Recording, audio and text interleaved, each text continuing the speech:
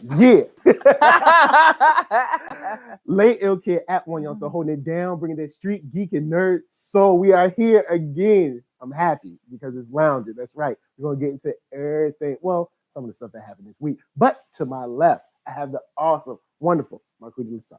Hey, what's up, fam? How y'all doing this lovely Sunday morning? We lounging, we chilling. We like sometimes we already start the show and we talking and we got like, oh yeah, we got to turn on the camera. Y'all supposed to be here too. Yeah. So welcome. Thank you for checking us out. Thank you for hanging with us. We're gonna get right into it because we've got some follow-ups for last week. Mm-hmm. R. Kelly. They've been making the rounds, they've been reaching out for comment, they've been talking to the music industry. And there's so much stuff I can't even verify some of the stuff that's actually going on with him because he said he fell out from seeing the series. I was like, and they made the joke like, "Whoo, shit, R. Kelly can't survive." R. Kelly, but they're saying a lot of different things. They said that supposedly he's trying to flee the country now. Yeah. What was another thing? He's going to sue Lifetime. That ain't gonna work. Yeah, I mean, yeah, there's a lot of response. And then somebody was like, also when they said he passed out, it's like, but I saw it up at the club, like I saw it in the club like the next day, chilling. Just the day before that. Man. Yeah, so and then you got all these like crazy people online defending him. They're warping everything. I'm like, no, just make R. Kelly. Yeah. The people who are trafficking these girls. Yeah. The people around him who are helping him, because somebody was pointing out to me that R. Kelly can't write and read. And I remember hearing this. Despite writing all these songs apparently. Yeah. And that he kind of like talks them out or whatever, something like that. Kind of records it while he's talking it out. And exactly. I said I've always been like, how much truth is to that? But so being that he can't write and read, people would have to book things for him and do a lot of things for him to keep this. Pretty much what he's doing is like pimping girls. Yeah, you put the same thing. People be like, well, I some of the arguments where you're like, well, why would the women stay? They chose it's called manipulation. Yeah, exactly. Like it's not new. If you know the pimping game, which I feel like hip hop culture loves talking about, they love the mob game and the pimping game. I was like, that's that. I mean, most of all that is dark and evil and not good.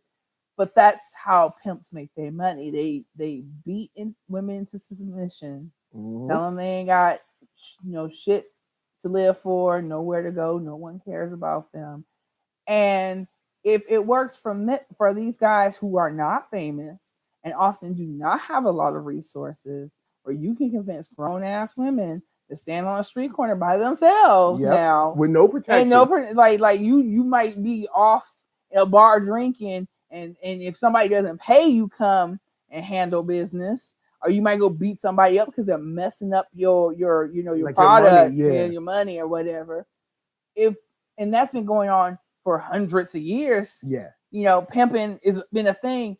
How do you not think he can't do it? Yeah, that's what it sounds like. When I read about with far less money, exactly. There's pimps with far less resources than this dude. And and like you were saying, he's threatening families. Yeah, he's doing the same thing like Harvey Weinstein was doing because people say the same thing about him. He had people following people to make sure they weren't telling on him. Right, exactly. Like, this dude had like a true network. All these resources to make your life a living hell, and then there's people who roll out the card. The celebrity part of it is also the biggest problem. Like, I was like, so I was reading the different stories about what was happening in the Lifetime thing that they were documenting, and just the brainwashing, the hotels and everything that don't want to upset Mr. Kelly. They understand that your child might be in this hotel, and the child might not want to be here. The way they're responding. They know, like the way when old girl went to that hotel in Beverly Hills or whatever, you could tell that they kind of knew something was up. They Yeah. didn't know what, Right. but they knew something was weird with these girls. And so if you show up as a parent and say, hey, my child is here and being held against her will, why wouldn't you call the police to straighten the situation? No, they go and call the police. Well, you know, the other woman in the room called the police and said, you know, this woman's pretending to be my mother. But anyway, the hotel is even complicit. Like when people were like, get everybody. I was like, well, the problem is we are all ourselves victims of a system that has taught us to respect celebrity and money above all else. Yeah. You know? I think that's the biggest pushback we're seeing celebrity culture pushback. You know, we're seeing, you know, they're saying I'm not going to work with him and I regret working with him, but you wasn't hearing that just, you know. Yeah, and it's like months ago. Yeah, and it's like I know power checks power. I understand that. And now we're seeing that power fight back a little bit. Right. You know, they're like, well, she's getting paid money, or she was an adult, or this is dramatized. And yes, of course, like any Lifetime show, thing was definitely. But you were telling me that BBC, because this is not the first. Now I knew this was not the first documentary done on this subject, and so the BBC has a documentary. And if you want some just dry, hard facts reporting on this subject, BBC got you. That you go. No drama in it. No just drama. Hard, ugly facts. So go check that one out. You know? BBC got you. Exactly. And big shout out to the chat. We got Alan Lewis in the spot. Hi, what up, Alan. How are you? Yeah, right now we're talking about, you know, R. Kelly and the fallout. And it's just crazy because we're seeing celebrity culture's power push back through the people, which are like, well, you know, this is dramatized. You can't believe these women because she wrote a book. There's plenty of articles that are just factual about this. Yes. If you don't want to do Lifetime, because unfortunately, now the difference is, I will point this out because I'm always saying this.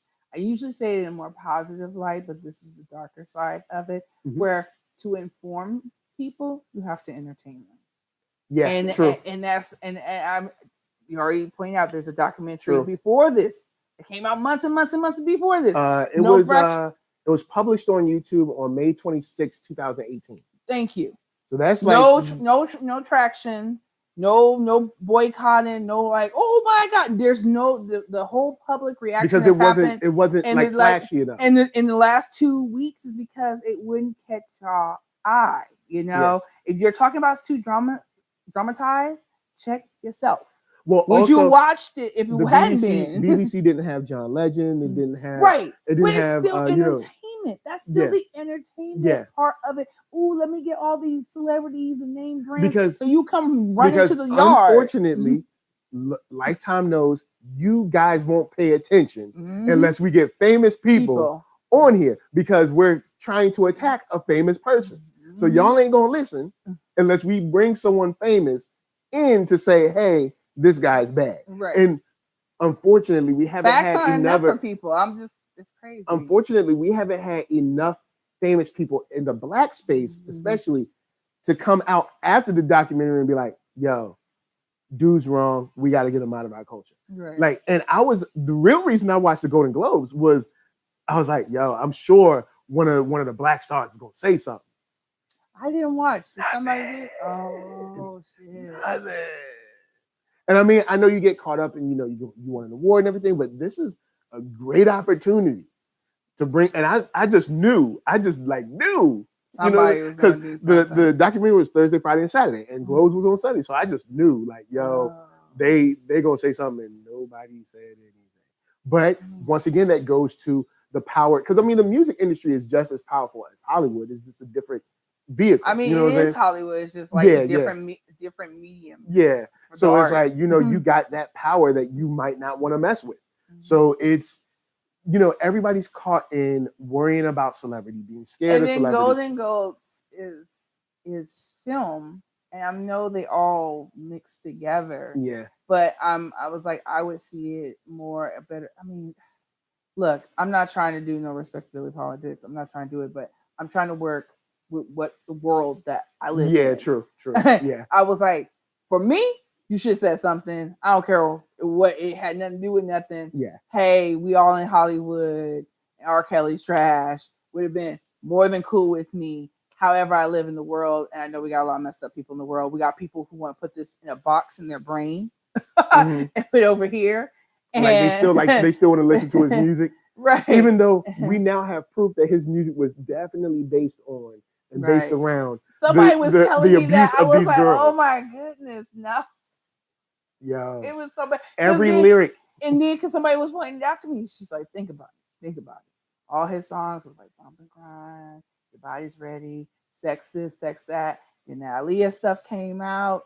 And all of a sudden I can believe I can fly. Yep. I got all this inspirational. Play me in my church.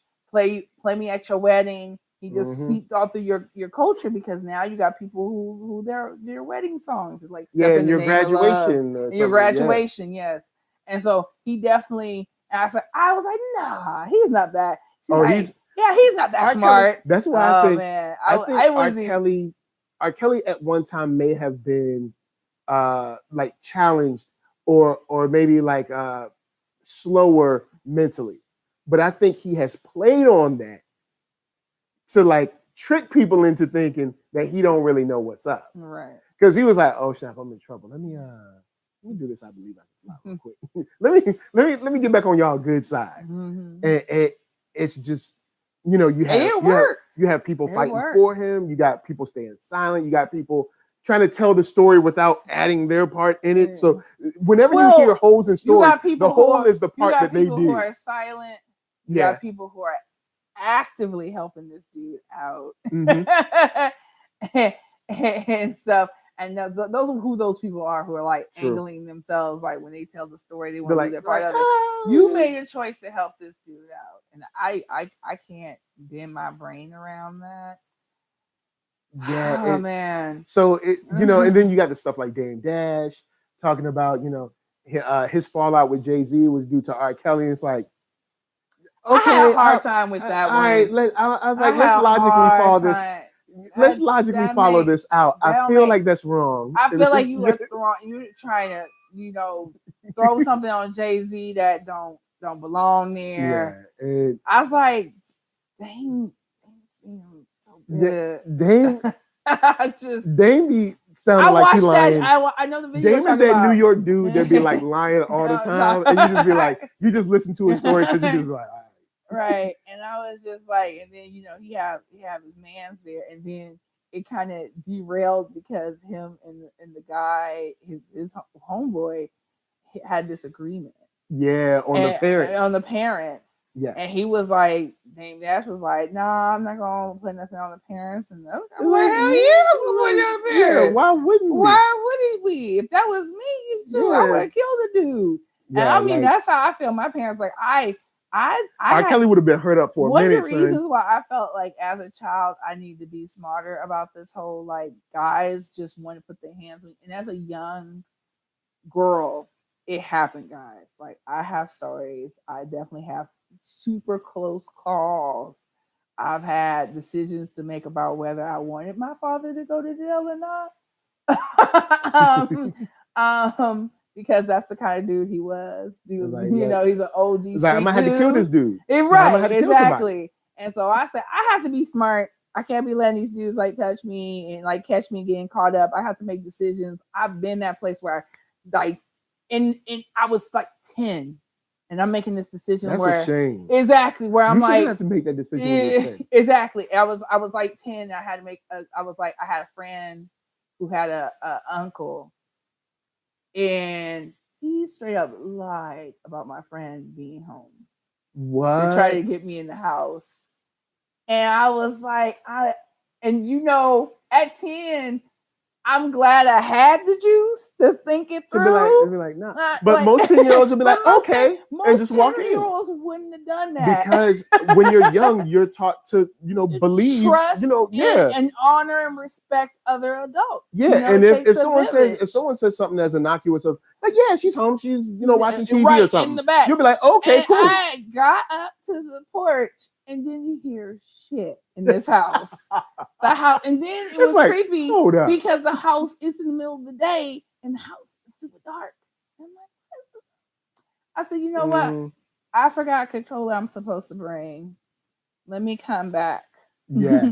And And big shout out. I mean, guys, this culture We is gotta out here. Yeah, we gotta, and that's like I said, one of the things that I like most. Thought Crimes did a live stream earlier this week, and I said one of the best things about this is that hopefully this will open up, because of course when it comes to kids, your parents, they ain't cool, but this is something that has touched the whole culture, so even kids know about it. So now this can open up that line of communication to talk to your younger girls. To your kids, so you have like a pop culture reference. As sad as that is, yes, but you kind of need it. And then of course to the young boys, because always bringing the young boys into it. I think it's too much. The young boys are more on needed the women, and that's how we get here, where women are responsible. That's a lot of the argument you were talking about. Well, the women did this, and the woman did that, and she agreed that. And then we're not talking actually about women, we're talking about girls. So you're talking about 13, 14, 15-year-old girls making bad choices. What teen doesn't? They're supposed to do. What teen doesn't? But as the grown adult, you know better. Yes. You know better. You know you're not supposed to do that. And you can manipulate them. Hell, the internet's been pointing out all for the last 2 weeks. You got grown women who are 30, 40 women still getting themselves in situations, relationships. And it doesn't make it any less wrong that a man was able to manipulate them just because they're 30, 40. It's just, that's the name of the game. But when it happens, you place all that blame on the women. I think the conversation, at least from my perspective, for the girls, how to best spot manipulation when it's happening, and for boys, how to best report. Because I think when I was younger, I saw a lot more than I thought I saw. But when you're a kid, you're just like, oh, there's some guys over there, they're at school. Like, you don't really know why they're around the school. They're just there, but you're just like, you're a kid. So you're kind of like absent-minded. And I think if we can kind of focus our boys to be like, look, how to spot these guys. Like, are these guys teachers? Are they staff?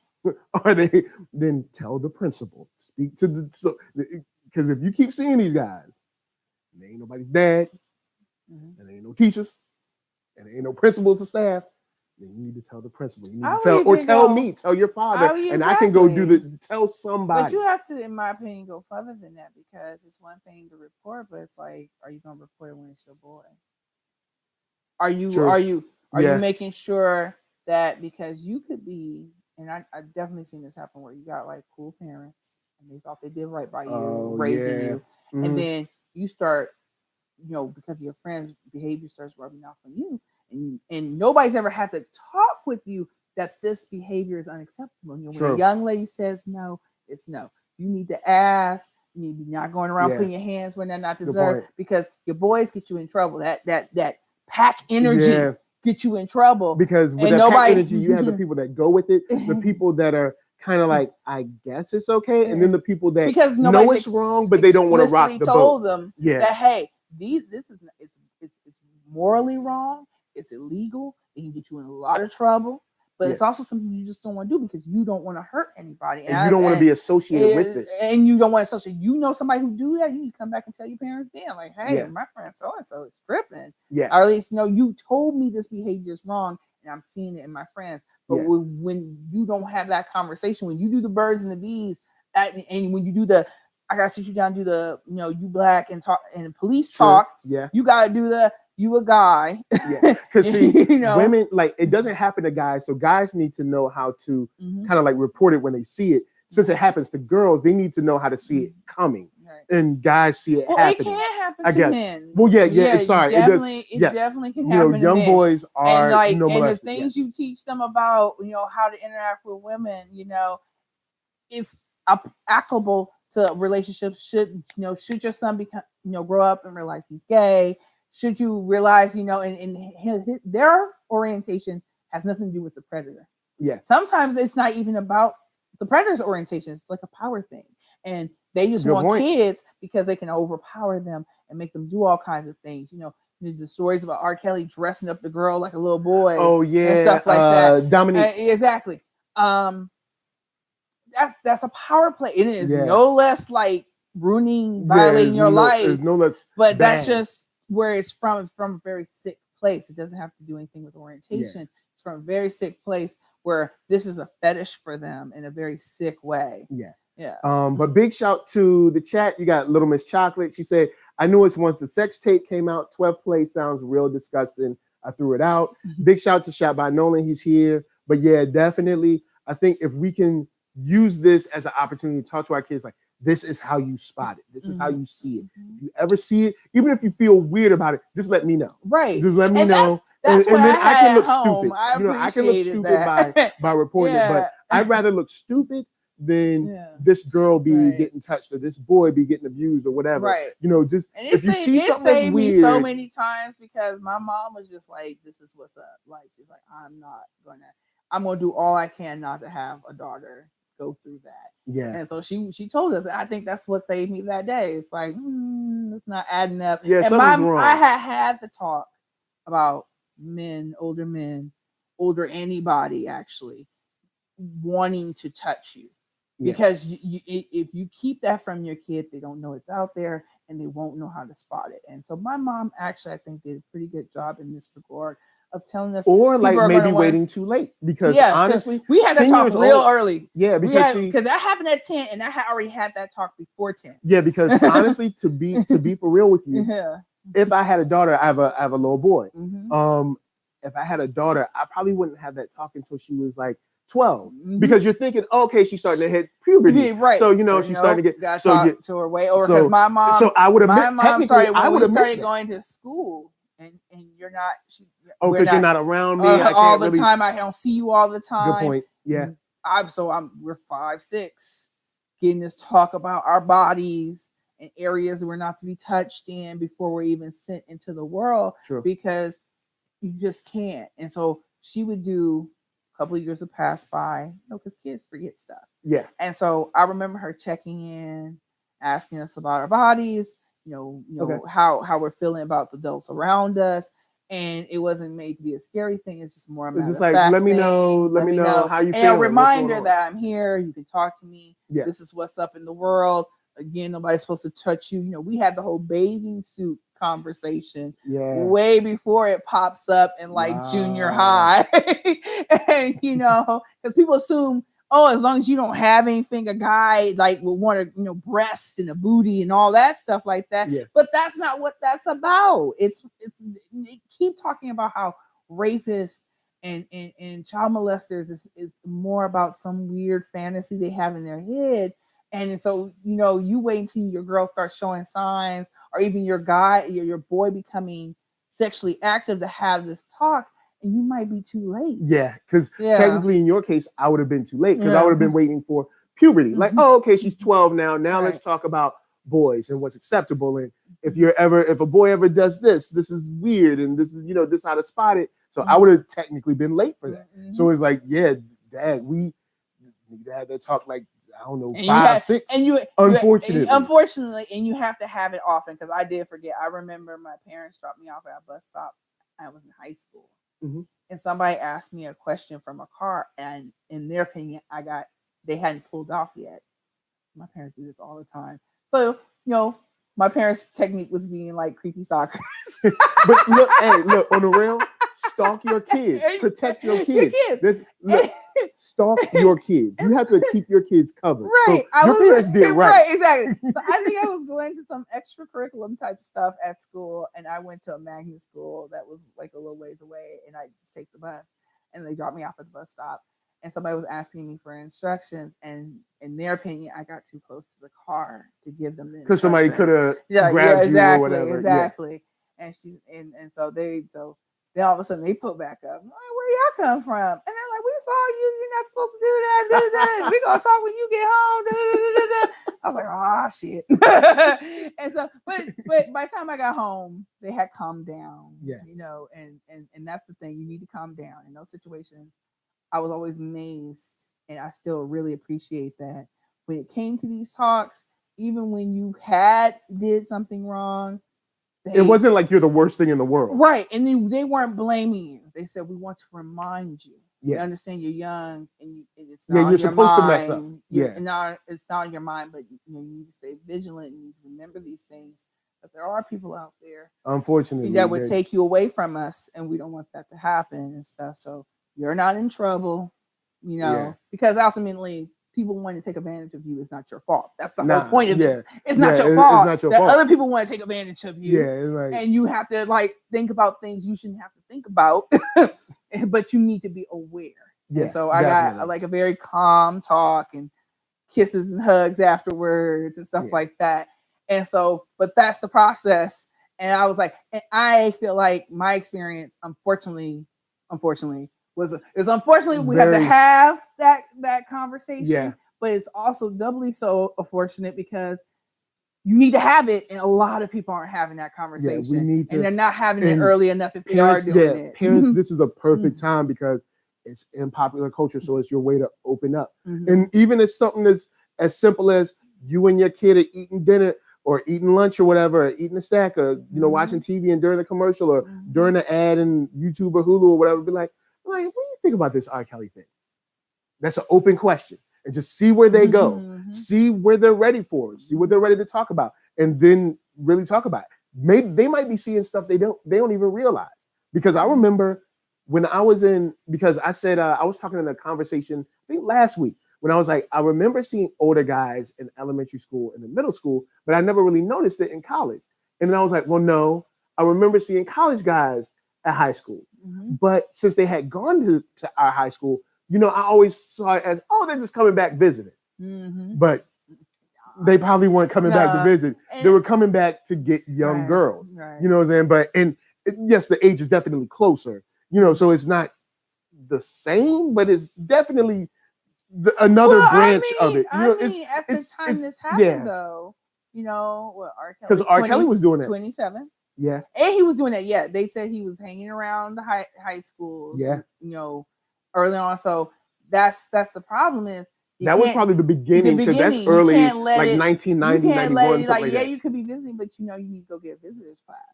I went back and visited my junior high because I had a really good relationship with a few of my teachers and stuff like that. And we kept in touch.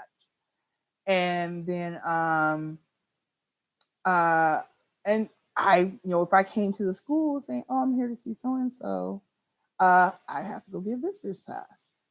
It's not like you can't go visit a school, but I know they're not doing that. They're not going there signing in and getting the sticker and stuff like that. They're not doing that. They're like lounging around where like the outskirts where they don't really go to like check people in. Exactly, where there isn't security. They're probably lurking about like I remember right at the edge of the block. I remember tennis courts, and so tennis courts and where the field is. Usually on the other side of the field teachers on this side. There's no real protection and then over the there. Street side is over here, and that's where they're hanging out, trying to talk to you. And again, you didn't put too much. I mean, we had a street like that in my high school near our like basketball, tennis courts like that. And I didn't pay too much attention to it either because again, I'm in high school. Yeah, you're not really looking like you see it, but you're just like. And some girls would be over talking to those dudes.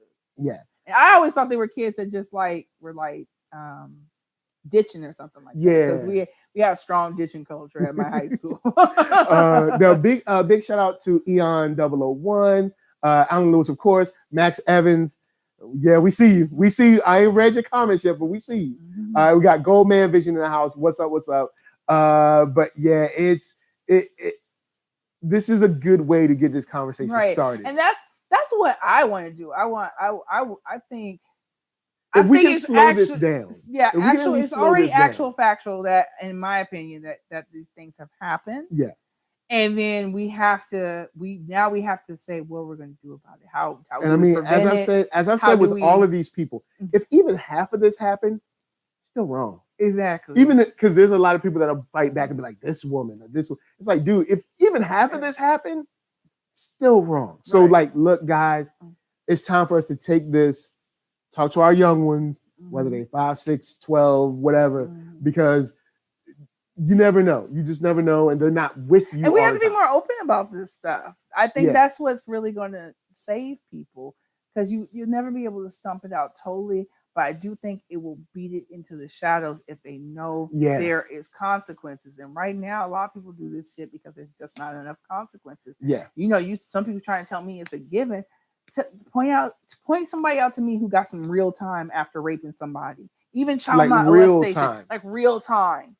And nobody's getting real time for these crimes. I'm talking about like double digit exactly. Years. Not like, oh, he raped somebody, he got 3 years. 3 to 5 and probation. Time. We're talking about real 10, time because 12, 15, 20 years. The girls haven't even went through enough therapy to get through the ordeal, and you're already out on good behavior. Yeah, we're not doing enough, and the stakes are high enough, and we enable people too much as a culture to get away with this for too long, and then when it's finally found out, it's gonna be there's another thing where people are like, oh well, this has been going on forever. Yeah, we're trying to stop it. That's exactly it. We know, and we're trying to stop it. That's it. Or this person did this, and this person. This is old. We talk about R. Kelly. Exactly. When we finish with R. Kelly, we will move to the next person. But I don't want to hear about Puff Daddy. I don't want to hear about Russell Simmons. I don't want to hear. No, let's talk about R. Kelly. Let's finish R. Kelly. We can figure out what we're going to do to individuals like R. Kelly with R. Kelly, and then we have something in place to move in on all these other people you're talking about. But I feel like whataboutism is strong on this subject. Yeah. Oh, big shout out to Goldman Vision with the $5 super chat. He says, real talk, big talk. Keep doing y'all thing. Yes, definitely. These are very important conversations, and just. Guys, you guys need to keep your eye on this one because, of course, it's going to develop with people like Dame Dash, Memphis Bleak has spoken out. I don't think Jay has said anything. There's a lot of people starting to speak out though. Right. But and we got to figure out how they're going to do that. I want to acknowledge that they do have a lot of stuff in place. Exactly. Even though this is a clear-cut case that you need to do something. Yeah. One, we don't know if they're not doing anything. Just because you don't see it, don't mean it's not happening. Maybe music came out when I know we definitely jumped on the shit on you train if you didn't participate in this documentary thing. But then I had to roll it back because I like to be nuanced about things. I like to think about things. I said, well, this is a drama. This is Lifetime. Yeah, it's not the most. So they might not have thought it was. Yeah, they're not Lifetime for really the subject matter. Yeah, they might have thought. They might have thought it was. It's great for biops, but they might have been like Lifetime really. Nah, I'm good. And then when it comes out, it's like, oh snap, this is like a real. Like they tried to make like a real documentary. They did, but they did make some dramas in it because again, we would be talking, but unless it was dramatized, we would not be talking about it. Because these facts have been out, they've been circling around for a while. And it was just as bad in BBC. And the stories line up. And guess what? Nobody knew about it. Because, but at the same time, it looks like it was shot with like a cell phone camera. And it was just a dude getting the truth. He was just like asking straight questions, straight answers. No powerful music behind it. No images floating on the screen. No celebrity cast. Yeah, no celebrity cast. Nope. Just talking to the girl straight up, and that wasn't enough. Telling you, and that wasn't enough. These girls just coming out on their own and saying, "Hey, this is happening to me."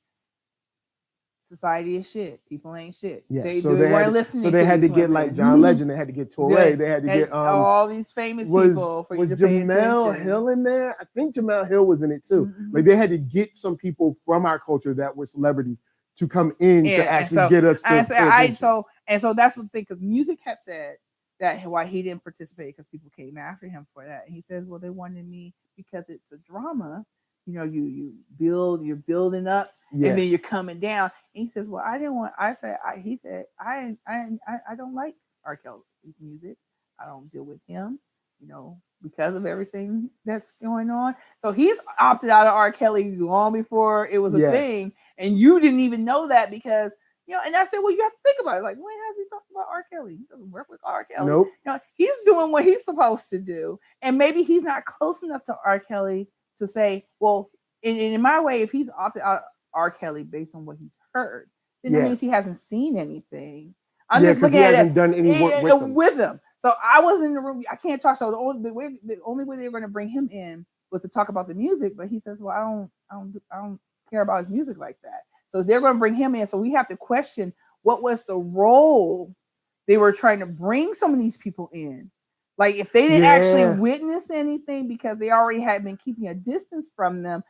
how were they going to use them in the documentary? Because if they weren't close enough. Yeah. But I think it's because Lifetime knew we need names. Exactly. Because nobody's going to pay attention unless we have names. That's not how, I forget her name, who made this documentary, portrayed it. Okay. I got caught in that energy of they weren't about this. They weren't willing to take a stand. And she read, she put all their names out there as people who declined from not doing the documentary. But then in hindsight, and I was like, I was with her on that. Because we talked about that. I think if you go back to our last show last week, honestly, we was like, why aren't you standing up? You're super powerful now. And then I said, well, wait, what they gonna say? If they really didn't just like he whacked. Because honestly, when you think about John Legend, his statements are kind of like just like some people said that it was unnecessary for him to be there. Correct? Yeah, but it was unnecessary, but it was necessary because y'all don't listen unless they got with stars. The celebrity, appeal aside, did he add any information to that subject? No, but he added the star power the thing needed. Right, that's what I'm saying. Yeah. Star power aside, he was didn't really, necessary for the story. He basically, all he really added was, I'm a celebrity, so hey, celebrities, it's okay not to like this dude. And that's pretty much what he did. Yeah. And so I feel like if you wanted to do a parade of those people doing that, I don't know. I don't know. But at the same time, now that we've seen it and now we see the fallout and now that we know the BBC one, it's like, they kind of did need celebrities. You did need celebrities. I do understand that. Now that I see it, I understand why she's kind of mad that they didn't come out. Right. But if they didn't have anything to say, and that's my thing. I started thinking about that. I said, well, they didn't see anything. They could say, well, we don't fucks with him either, and boom, we're done. So, and I think she had managed to get enough celebrity power where she didn't need all these people. So it's like, or maybe get a train of them just saying mute R. Kelly or something like that. Maybe she was trying to get something like that. I don't know. I was like, I said, this is supposed to be a documentary. Yeah. I'm not bringing any facts, just my feelings. And I know it's Lifetime, and then it's Lifetime. So Lifetime doesn't have the best rep when it comes to these kind of things either.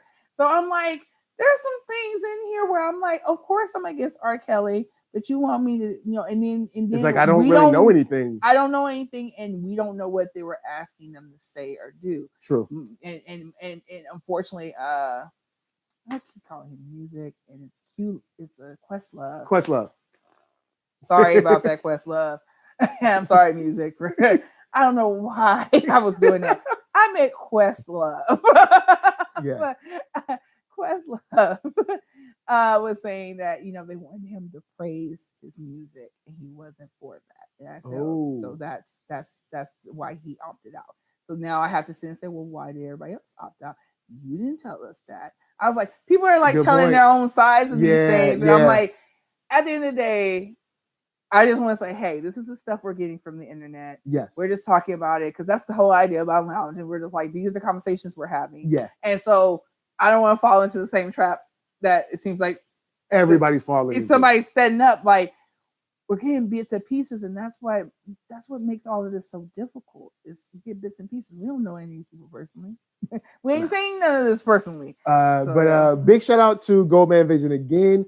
Thank you for the super chat. Like I said, why would mofos come out with this for attention? Why would anyone want attention on themselves regarding this? It ain't no point of pride, y'all. And it's true. When you think about something like this, there's all right. We were talking about this before the show. Let's go with the idea online that this is all dramatized and women are just lying. Why would Lifetime put their reputation as a network on the line? You know what I'm saying?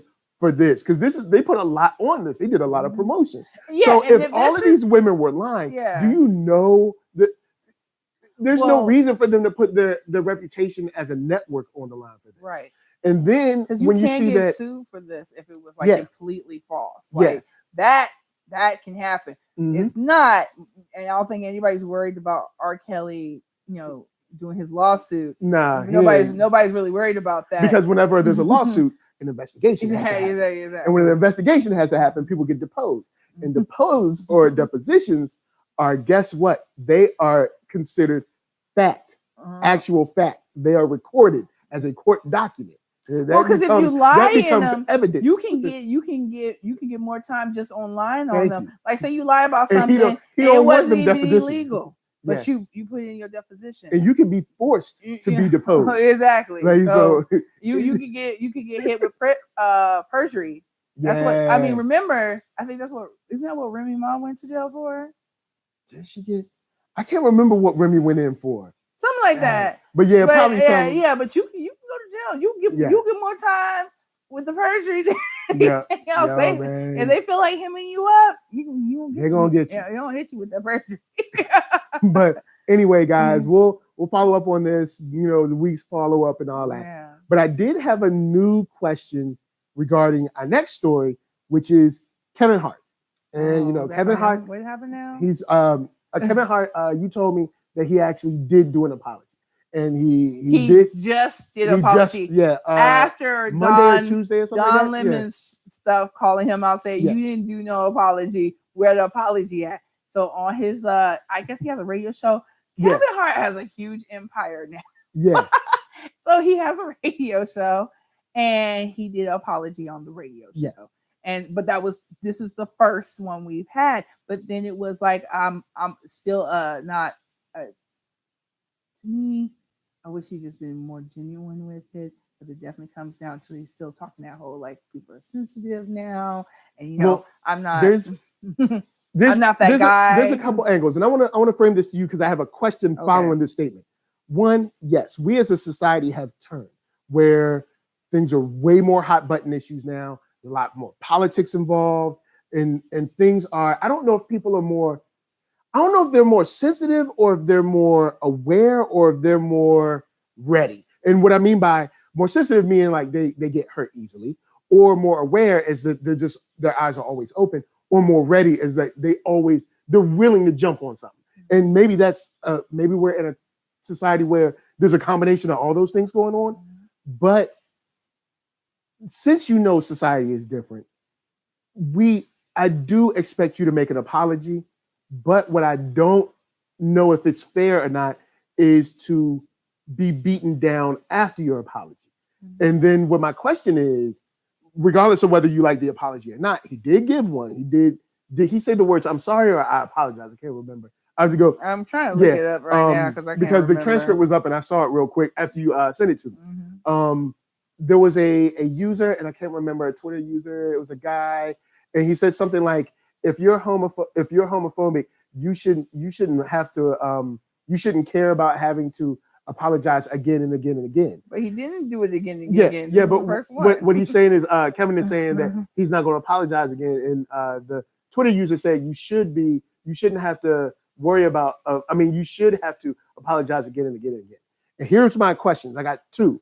One, to the chat: should you apologize over and over for something that you did that's kind of like not you anymore? Well, we assume we're going to say it's not you anymore. So in this case, one of the tweets was 10 years old. So imagine yourself 10 years younger than you are now, and you did something to hurt somebody.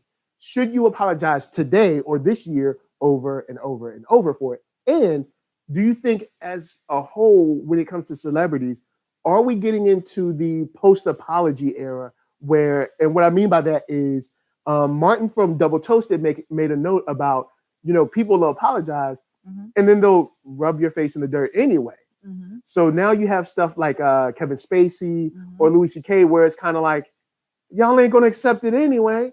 So why? So that's another question. So should you apologize over and over and over and over again? And do you think we're getting into a space where people are like, why should I apologize anyway?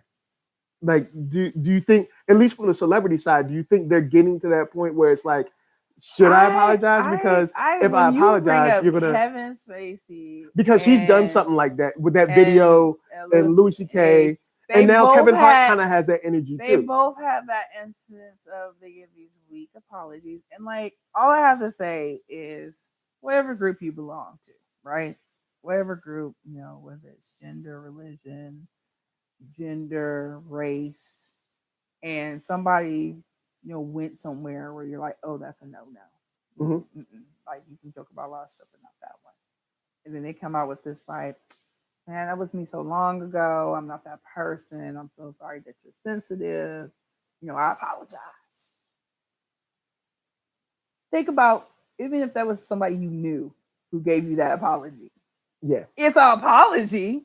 Yeah. But you not like, really, bro? You could have kept that. Yeah. That's the energy you're gonna give that. Now my question is, even though it is weak, he gave you one. And that's my next question. Well, that would be my question. If your friend gave you a weak ass apology for offending you, saying some shit that was like, nah, dude, that's not, and maybe it was a while back and you've been letting it simmer. It's coming to a head and then it came up again. You guys didn't talk about it when it happened. And they was like, just get over it. I'm over it. I'm done. We already talked about that. And you're like, but we didn't though. Like, I feel like that might be a situation where you might fall out with that friend. Yeah. And you might let that friend live. If you know, mm-hmm. I guess if you know that's the best you're going to get from them, is there ever a point where you're just like, all right, man, whatever. And you just kind of like close them off from definitely. You? Or I think a lot of people have done that. I've like, listened to a lot of people talk about this, and they do the same space on different shows, different podcasts that I listen to, and particularly by Black and queer gay individuals. And a lot of them are over it. They're like, okay, we've been here before. This is the best. They remind you of your one relative that's like talking about how they respect you, but then they drop all these like random comments and they go, "Oh, I didn't know any better." They always have these backhanded apologies and they're always constantly fucking up about that. That's what it kind of reminds me of. But anyway, yeah, I think a lot of people are over it. Like there's a certain group. I feel like this might be more racial than it is about the gay community at this point, because you got people who are pushing it, and I'm like, okay, I think Kevin Hart hasn't realized his audience has changed, and it's more other people. It's not necessarily us. Point. 10 years ago, when he was doing those jokes, he was doing the jokes for the people who laugh at those jokes. Yeah, and honestly, and this is another question. Do we put too much stock in comedians? Like, I mean, the comedian, it's honestly just a fool on stage making you laugh. Right. This dude, should Kevin Hart be as big as he is? And I mean, not like as popular, but I mean, should we is big. care as much, popular. Or he has a huge platform, and in any other incident, he will want you to recognize. Okay. How big his platform is. Good point. All right. We can't ignore his influence. Yeah. Okay. I'm not making you responsible for other people's actions. I just would like you to assist in making that known that is not acceptable in setting a narrative. I think there are plenty of jokes. Like I said, I was watching when we first talked about this last week. I was watching a lot of comedy shows that were skirting around gay stuff. And they made it happen where you laugh, you're funny, you're like, that's true though, and they slid on by without controversy. I don't think this is a hard thing to do, to realize that some things have changed and we do evolve as a culture, as a people. I was like, I personally am over it. And then like when he said, "Well, I don't want to be an ally," and I'm like, everybody's like, I do playing game. That's fine. I don't think you need to be an ally. Nobody wants to force you to be an ally. We just don't want you to be talking death on us. That's all. We good. I don't think he hasn't done it again. Now I will say that he hasn't since 2000. When was the last one? 2012 or something? Right. Like it really was honestly a long time ago. Right. And that's why I want to frame it, because I'll put myself out there. Sometimes my mom will bring up old stuff. And I'll be like, Mom, I was in 6th grade. No, not 6th grade. Why are we talking about this? And so that does happen. It's a long time he ago. He hasn't done anything like that. It's really the way he handled it. Yeah. That's what it all comes down to. I don't even think I believe that he's like a homophobe. I don't feel like I have any evidence of that. Oh, so do you think it's more of a dude, I left it alone. Why are you messing with me? And then the further it goes, he's like, how dare you mess with me? Right. Yeah, because I do get a little bit of that energy too, where Kevin Hart's like, look, man, why are you messing with me? Right, exactly. And now it's more of a frustration, exactly. like I'm big. Why are you doing this to me? Pretty much, she's like, why me? It's the fact that he's making himself a victim in this. Yeah. When, dude, all you could have done is make that apology happen. You lied about doing the apology. You lied about addressing it and thing. I know people dogpiling on you, but when it first broke, thank you. When it first broke, you were like, you know what? I want this Oscar gig. And you know what? I ain't said no homophobic stuff in 10 years. Let me go on and squash this. But no, you made it like a bigger thing. I'm not going to apologize. I'm going to step down for the Oscars. And then it might have faded away. Then when you step down, I think it would have faded away. But what you do? You went on shows.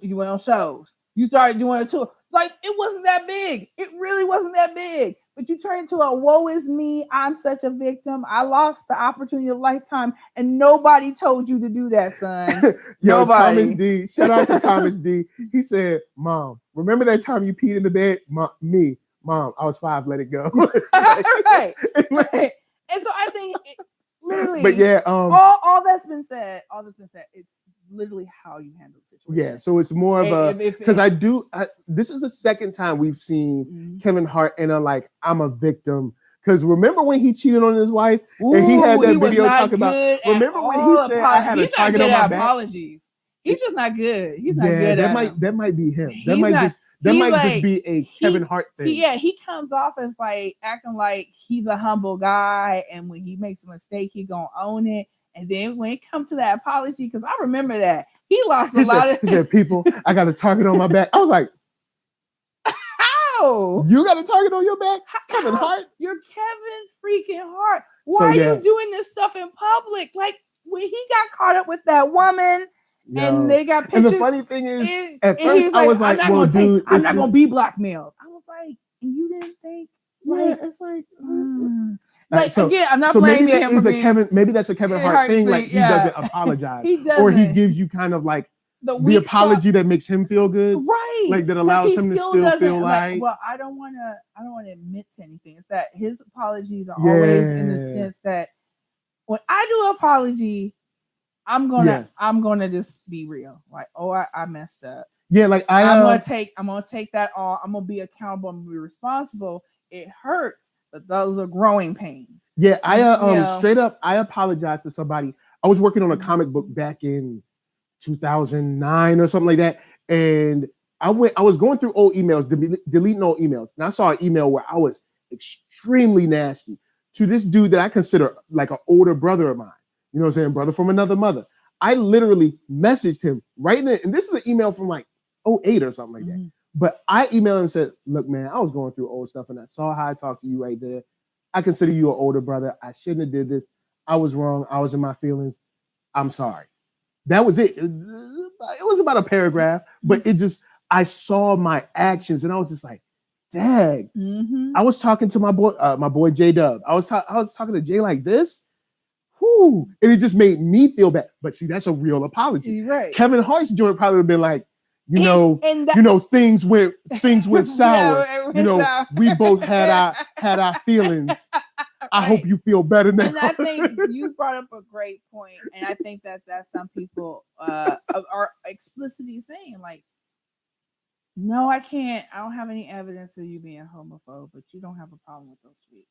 Your attitude says you don't have a problem with those tweets. Yeah. You're like, why are you tripping over these tweets? These tweets were funny. I'm like, maybe if I saw them live, but not really if I've lived through that and stuff. So he doesn't think anything's wrong with those tweets. That's his, and I do understand that we went through an age in comedy in a little bit after the early aughts, where it's like, 2005 to 10 or something, where people just wanted to be shocked. And I know that. I understand people that. wanted to be shocked. Well, I think that was a way of getting attention on you. But there were a lot of comedians that was just like rape humor and pedophilia humor and just like this dark humor. And it was kind of like this shock jock thing. Yeah, there were. I remember all those cheap stand-ups on Comedy Central. Yeah, I said it. There would be dudes out there dropping jokes. It would be like jokes about that. I mean, they've come up now. Even James Gunn got caught up in that mess. Right. So like we went through this place and I remember even living through it, I remember like, people are just doing this to be seen. This isn't even funny. Yeah. But so but much of it was people were actually paying funny. for it. So when people are paying for it, I see how comedy kind of shifted to their side. The only thing is now comedy has shifted, or maybe not comedy, but society has shifted, and now they're looking back. Now I will say, yes, Kevin, he should have apologized to Ellen and just got this done with, or apologized before it. But like nobody Kevin told you to is step not down a for that victim. job. Kevin is not a victim. Now, also, we do have a problem with this cancel culture where it's like, let's just find out what you did 15 years ago.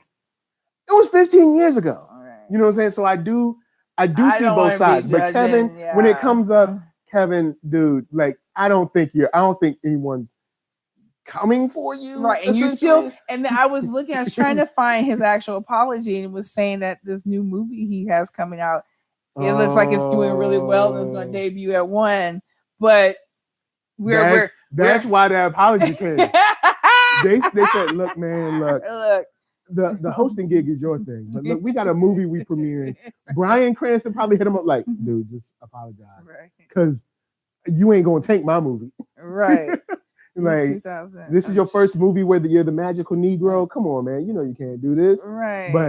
But with that said, guys, I did want to see your kind of your opinions on that, because I do see a lot of celebrities kind of pushing back a little bit with like, well, I don't have to apologize. I'm not going to. Yeah, so it's formal apology. And I sort of see why, because there is this contingent that's going to keep beating you down, apology or not. But I do think if you're honest, he was on ABC talking about he's done talking about his past. I'm like, stop going on shows then. Yeah. I remember seeing down. I see somebody subtweet him on Twitter. I'm not going to say who it was because that's the point of subtweet. And he was like, and all he said was like, I'm done. I'm over it. I'm done talking about it. Books multiple interviews to talk about it. And that's what it is. I think he's gonna be fine. I don't think anybody's really gonna like. All right. Now, Chris brings up a point. He says, typically when you hurt someone, you don't get to decide how many apologies are enough to make them feel better.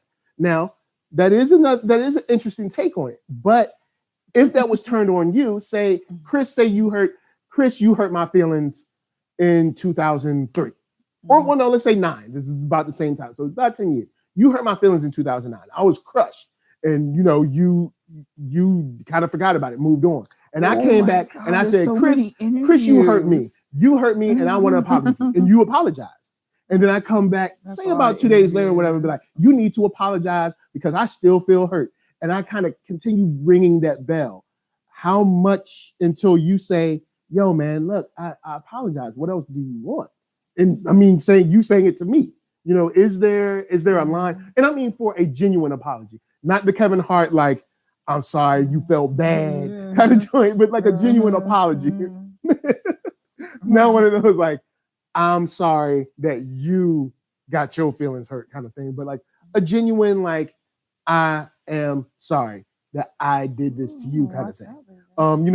What is the number that you would break at? Like, is it one of those things where it's like, you've just accepted that I'm going to always say I'm sorry? Or if I kept hounding you on, Facebook, Twitter, Instagram, whatever, like, yo, I want an apology. Is there a line? You know what I'm saying? Especially if you were honest and genuine the first time. You know what I'm saying? Let's see.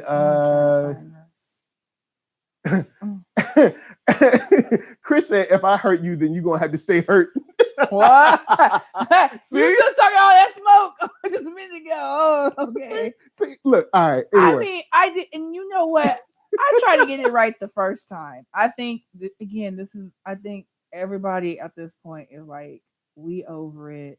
Kevin, stop booking interviews, talking about it. Because he was on Cold Career, he was on ABC. Yeah, because now it's aligning, because it's aligning with his movie, his movie release. So now it's kind of like he's got to talk about it with the movie release as well, because he screwed up. And my thing is, it still would be easier. I'm not saying you should apologize forever and a day. Just give me a good, genuine apology and move on and be like, all right, are we good now? I'm like, we good, man. I appreciate that. Yeah. I've had people apologize to me. Ellen would have been the perfect. Ellen would have been the perfect place. Like that'd be the perfect place to go in there. A kabillion people watch that show. So then you drag Ellen down with you because the Twitter streets was hot. Twitter came. I've never seen people turn on Ellen. I've never seen. You messed up when you make people turn on Ellen. Yeah. I was like, she just had this fabulous. If you have Netflix, go check out Relatable. I'm still rocking with Ellen. Yeah, I think Ellen made a mistake. Yeah, she thought she was doing a really good thing. Yeah, she thought she was helping out, and she's like, Ellen. And I guess the type of Ellen show she has. She doesn't want to press because Ellen's show is very fluffy. Yeah, you know what I'm saying? And not to diss her, you do need that kind of like light part of your day. With the news cycle we got, we do need some fluff. I only saw the clips that were showing what he was talking about. Did they eventually move on to something else? I'm assuming he was there for his movie. Right. Because now you got the movie promotion coming. He was like, I'm just tired. I'm over it. And that energy was just like, dude, you ain't really did nothing about it. Yeah. And you could have What you've done is say like, people are victimizing me. Right. I was like, just apologize and move on. But no, you were like, I'm not apologizing. I refuse to apologize.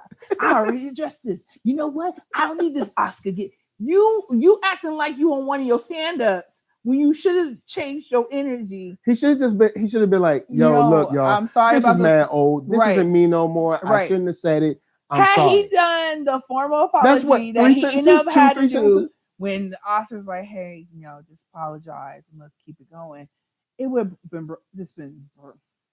and people been mad about it. We're just gonna brush it under the rug. Yeah, we're gonna brush it up the rug.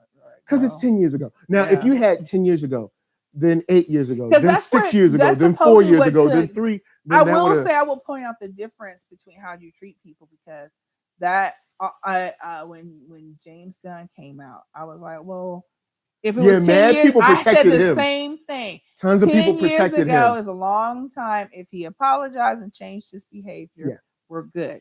Turns out he didn't do any of those things. He had tweets very, very recently that were showing a lot of the same, saying a lot of the same things.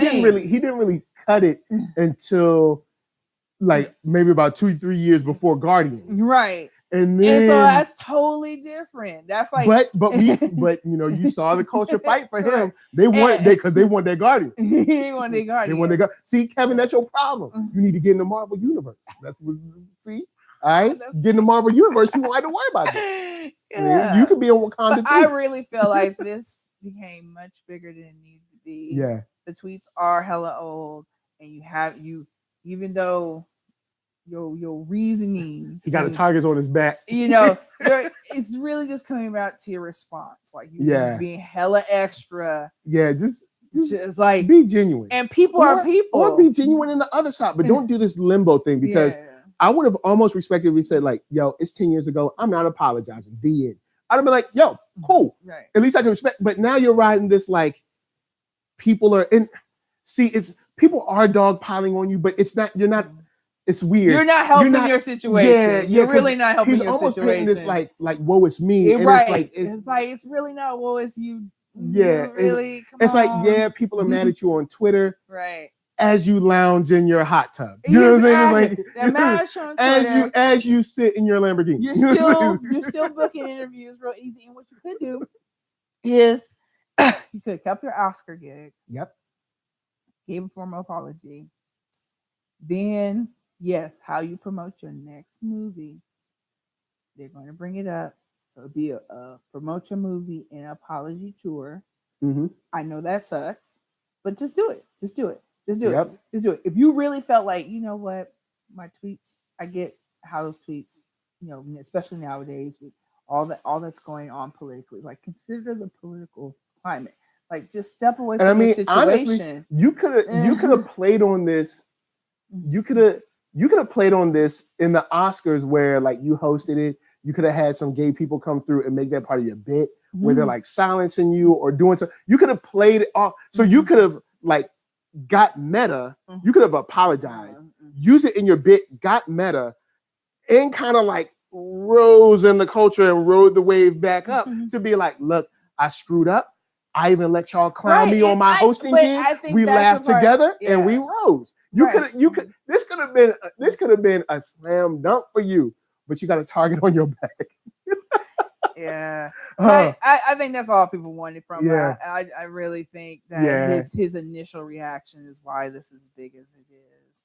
Yeah. I was like, I'm really not. I'm always trying to like look at it like, okay, are they the same people? Or are they really doing? Are they giving us that energy? Yeah, is this that guy? Is that guy? I really want to know.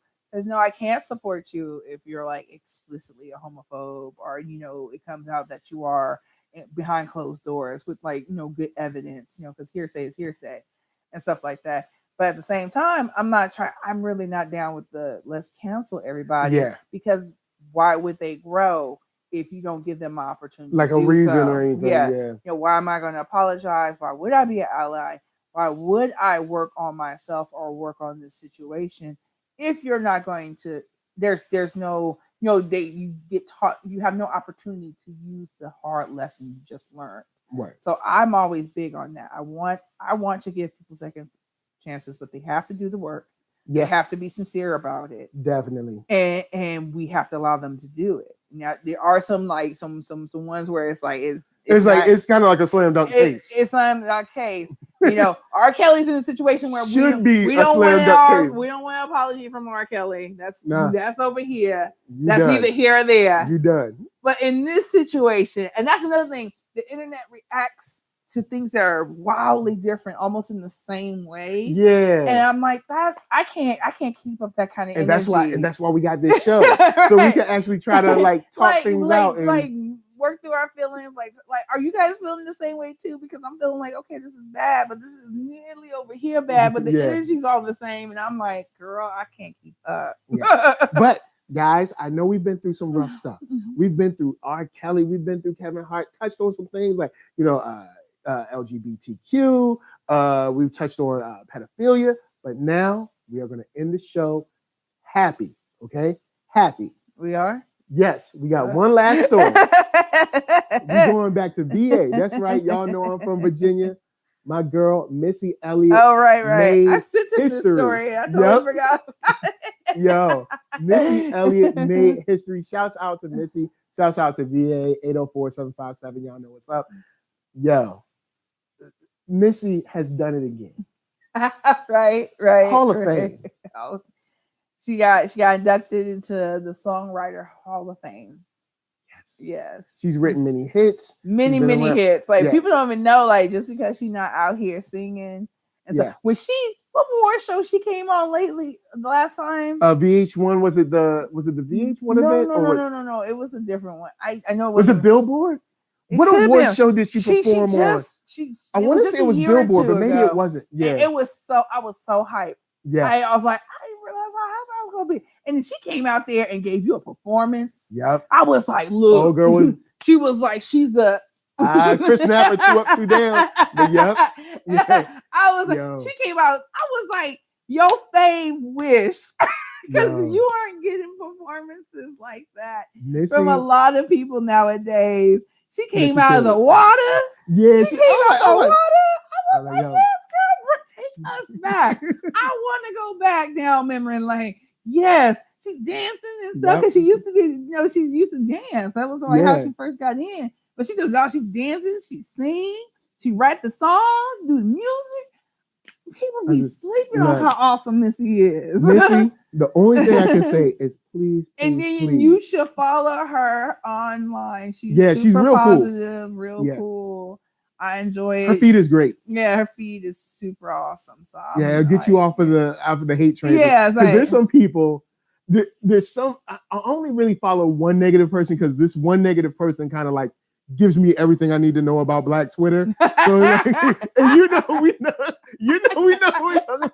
I ain't gonna tell you, but we know this one person will let me know what everybody Black needs to be mad about, and I don't have to follow anybody else. But yes, I wanted to stop with just saying Missy is a bomb. I've been a fan of hers forever. I'm glad she got this. It is truly a time to celebrate and be happy for her, everything she's accomplished, everything she's meant for women. And actually, at the time when she came out, that was kind of like the last time when I remember women that were rapping kind of Yeah, because together. remember they had like the ladies' night. Yep. Everybody Even was on her real album- cool. Everybody was album like, alone, she you had- wanted to hang out with them. You wanted to be down. Like Yep. it was like when women like, what's up? We together. We all got our own things. Nobody's scared about taking each other's shine. Yeah, you because I know? think on her debut album, she had Lil Kim, Debrat, she had 702, she had, I want to say Total was on her first album, but I don't think Total was on her first album. But she had like an energy around where it was like sound all ladies were just good. together. It was just like I'm Yeah. every woman kind of I thing, think and it was there was fun. some, was it Lil Kim and Foxy didn't get along because they Mm. both was like repping Brooklyn, Yeah. and then so they didn't really get along. Like we don't want to smooth it over like it was perfect or Yeah. anything, but for the most part, I think people were vibing with each Yeah. other. And it was a better time, and I wish we could get back to that time. I'd love to see that. I'd love to see Because like everybody, they all brought something different, and they to were the mixing table. styles and levels. Yeah, exactly. Like Little Kim doesn't rap like the Brat, or the Brat doesn't rap like Missy, but they were all together. So I would like to see something like a song with like Cardi and Rhapsody. That would be interesting. You know what I'm saying? Like Cardi, Rhapsody, Nicki, and trying to think of someone else who's maybe you know what Nicki I on nobody else, no other woman's. I'm gonna throw this in there. I'm gonna throw this in there just to make y'all mad. Cardi, Rhapsody, Nicki, and Iggy. All right, don't hit me. No. You know what? If Iggy, it's better than Catch Me Outside. That's all I'm saying. Yeah, if Iggy, and that chick's got some catchy songs. The high bitch thing had me going. I'm like, hi bitch. I was like, oh wait a minute, who am I listening to? That girl made it off of Phil. Not Uncle Phil. Dr. Phil. Dr. Phil hooked her up. Hooked her all the way up. But I liked Iggy when she first came out. I just realized that I just like, girl, just be quiet. Yeah, don't speak on the culture. Yeah. You don't know what you're talking about. Thomas D said blasphemy. I know, I'm just playing with you guys. But yeah, I would like to see those different styles, those different levels come together. I think it would be cool. About the culture. It's like, don't talk about what you don't know. Yeah. So Missy is super dope. Congratulations to her. Y'all go in and tweet her today, say congratulations, all that good stuff. See, we ended the show on a good note, on a positive note. That's right. We ended because last week was bad, but this week is good. Oh, we're happy. Last week was all bad. Last week was bad because we had nothing but surviving our challenge. Exactly. And also, and like a random, I don't know if we actually talked about this, but I think we mentioned the woman who was in comatose for 14 years. No, we're ending. But it's positive. We're going to go next week. It's a positive thing. Because the police figured out some common sense shit and decided to test all the male caretakers. Yeah. And I think that's a win in the right direction. We're going to talk about that story. Once they come out with a dude, which I don't think should take long. It shouldn't take long. I thought that was such a win. By next show, we'll know who did it. That's how low our standards are. We're like, yes, finally. I was like, I said that when the story first came out. I said, there's a baby involved. Well, the job said, we can't mandatory. It's like, yeah, but this is a criminal issue now. Yeah, this is a criminal issue now. It's past you. Yeah, exactly. You don't make any decisions. Right. Now. So now the police are saying the police are involved. Are like, hey, But I think by next week we'll know who did it because it takes what a 3-4 days. When the police run it, you can get your DNA results back super fast. So we'll know this probably by Wednesday who did it, and next week we'll talk about the whole craziness of wow. That's all I can say is wow. But for now, go listen to some Missy. She's dropped 6 albums that I can think of, 6, 7. I want to say 6, but listen to some Missy today. Tweet at her, tell her, you know what I'm saying, much love and all that good stuff. So we ended happy. But before we bounce, to my left, the awesome Marqueeda LaStar. Hey, what's up, fam? You can find me everywhere on the internet at LaStar.next. That's right. Yo, hit her up. And, if something's going down in them streets, let her know. Now, don't be coming with that dumb stuff. Right. Don't come out with dumb stuff. I have to tell you about yourself and then block you because I'm like that. But you can check me. I'll be like, blickety block.